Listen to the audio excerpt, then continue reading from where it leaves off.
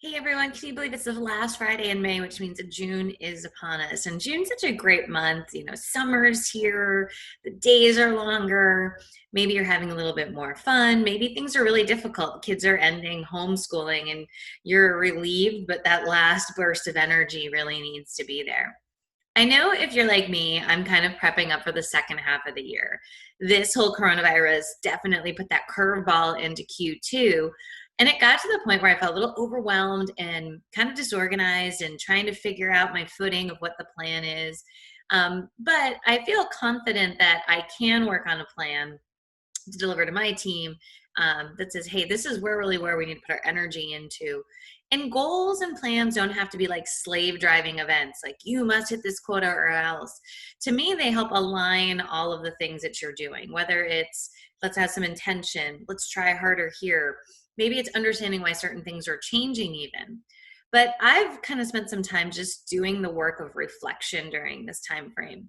And that's not always easy because I haven't always been at my best. And there's definitely some moments where I've had to lean on other people, or maybe I'm looking back like, oh my goodness, that was not cool, Cal. Like in retrospect, you were at your breaking point, but the reality is whew, you had a different card and you could have played it.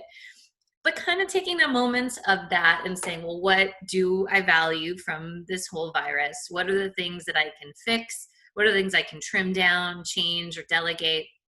Really, ultimately getting to sort of say, what's the blank slate of where we're going to go? Now, I know for many of you, you might be feeling still a little overwhelmed by the lack of choices. If childcare is an issue, or, there's still a lot of things you're balancing and juggling up in the air. I love the idea of trimming things. And I know that this might sound like a struggle, but what are the things I can just get rid of? Like I used to scramble around making lunches for me and my husband when I was home. And we just do protein shakes. I know it sounds kind of horrible, but there's less dishes and I can drink them on calls and it just seems to work out easier. And by the way, you really enjoy dinner when you drink two meals. It's unbelievable.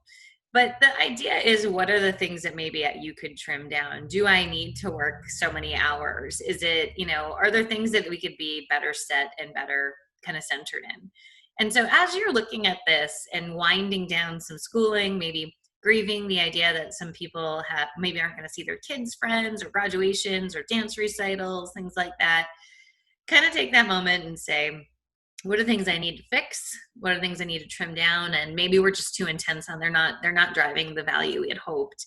And what are the things that you want to focus on? Because you do get to pick.